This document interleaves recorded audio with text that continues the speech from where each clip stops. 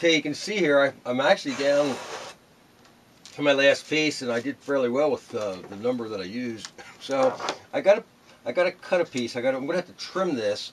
I'm gonna use my X-Acto blade. I'm gonna not use one that's quite that big. I'm gonna use my X-Acto, the chisel part of my X-Acto knife, and we'll see if I can't score this or break this just like a real stonemason.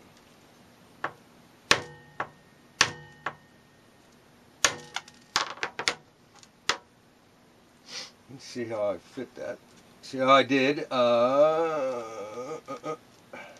think I might be able to squeeze that in there. Yep, that'll squeeze. Okay, now I'm going to just glue that last one in. Now I'm going to do the same thing with a couple of other ones here.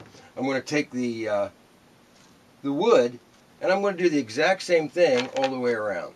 Now I'm going to leave this sit because this all has to dry before I can take this off and do any more work with it. So like I said, what I'm going to do now is I'll move this over, and I'll do another one, only I'll use a round one with the round pieces that I cut, and I'm going to do the exact same thing. I'm going to put these around the whole way around. Now, right now they are the color of, obviously, the regular color of wood, this wood.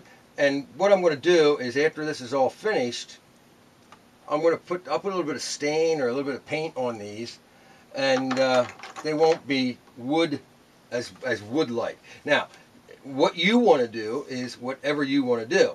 You know, if you like that wood color, the tan color, you know, you can do that. You can just leave them natural, or you can really get them dark or walnut colored or whatever. So there we go. All right, I'm going to put this. I'm going to do this the whole way around this little circular one. And while I'm at it, I'll get set up here then to do one using aquarium stones. I started to do one with a light colored aquarium stone here, as you can see. Now, I'm a little pickier, obviously, with which stones I want to use than I am, obviously, with the bricks, because the bricks and the pieces of wood are all uniform size. Now, the aquarium stones are not. So some of these I want to have some high ones, some I want to have some low ones. So I got to try and find things that are going to have a flat side to them, at least 3/8 of an inch, only because that's the size of the masonite that I used. So I just dumped out my whole little container full here. Probably should have brought some more home from the Choo Choo Barn, because I'm getting down on some of the bigger sizes that I used back in the fall when I made the plantings for the Christmas trees. So, but I'm just gonna keep on plugging here, and you can see also that I changed my method of gluing them.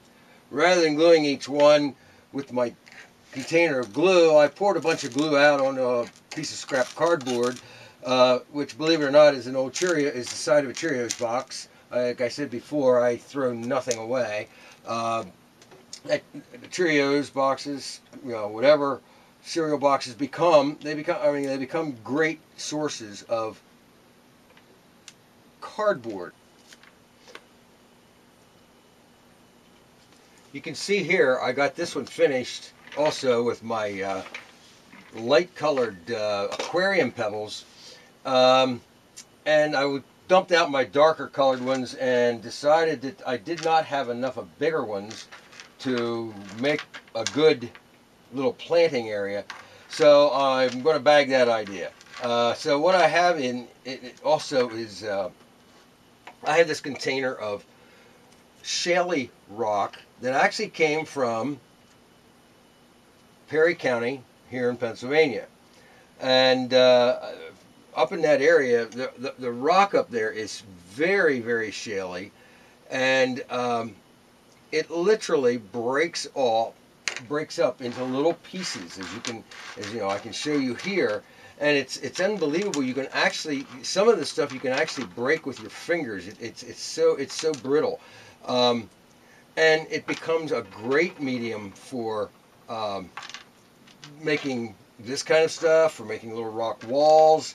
Luckily in Pennsylvania, you know, we have access to that. See how I just broke that piece, and you know, that's no different than the people out in the Midwest, you know, in the western part of the country.